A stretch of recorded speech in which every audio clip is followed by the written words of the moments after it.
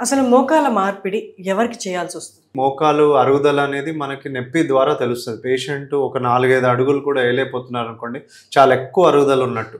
కొంతమందికి కొంచెం కింద కూర్చునేటప్పుడు గానీ, లేకపోతే ఏదైనా యోగాలో ఆసనాలేసుకునేటప్పుడు, లేకపోతే ఎక్కువ దూరం నడిచినా గూడా నొప్పొస్తా ఉంటది. సో, అలాంటప్పుడు మనం ఎక్స్‌రే తీస్తాం. ఎక్స్‌రేలో గూడా స్టేజింగ్ ఉంటది. ఈ ఎక్స్‌రేలో ఇది స్టేజ్ 4లో ఉన్నట్టు. స్టేజ్ 4 అని ఎలా చెప్తామంటే, ఈ గ్యాప్ ఈ 2 ఎముకల మధ్యలో ఉండే ఈ గ్యాప్ అనేది నార్మల్‌గా ఇంత గ్యాప్ ఉండాలనమాట.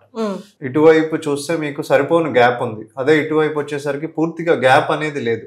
అంటే గ్యాప్ ఎందుకుంటదంటే, ఈ ఎముకకు చివర ఉండే గుజ్జు పూర్తిగా అరిగిపోవటం వల్ల ఈ గ్యాప్ అనేది తగ్గిపోతుంది. అసలు బోన్ రాపిడి గురై అస్సలు నడవలేని స్టేజ్ అనమాట ఇది.